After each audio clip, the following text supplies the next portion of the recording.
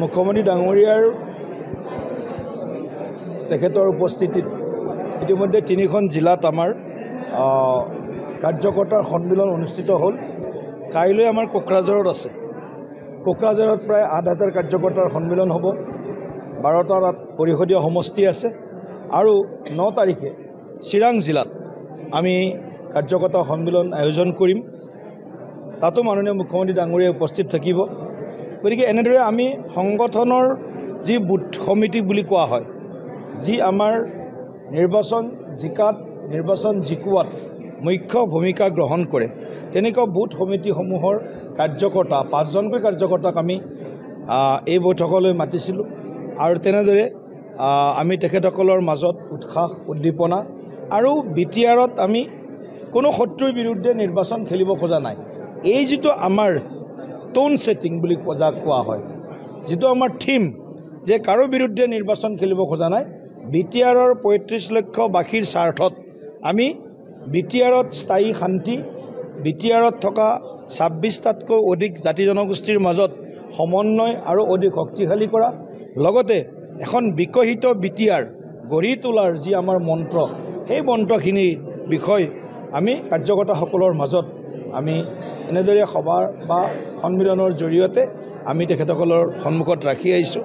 আৰু সকলোৱে অসীম উৎসাহ তেওঁলোক আগবাঢ়ি আহিছে।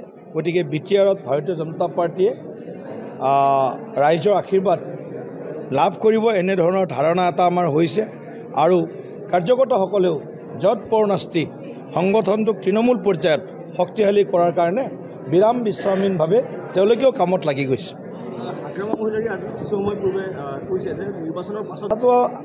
মই বাৰে বাৰে এই কথাটো কৈ আছোঁ যে বিজেপিৰ কাৰণে 35 লক্ষ বিটিআৰবাসীৰ দুৱাৰ খোলা আছে।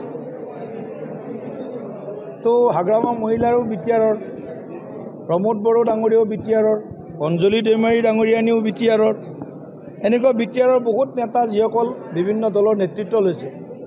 আমাৰ কাৰণে কাৰো বাবে দৰ্জা বন্ধ কৰা নাই।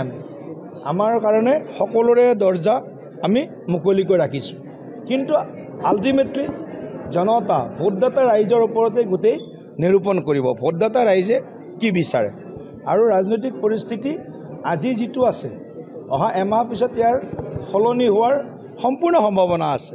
আৰু এইটো লোকসভা বা বিধানসভা নিৰ্বাচন নহয়, 6 চিডুৱেল এৰিয়াৰ সৰু সৰু সমষ্টি একতাৰ নিৰ্বাচন, 40টা পৰিষদীয় সমষ্টি।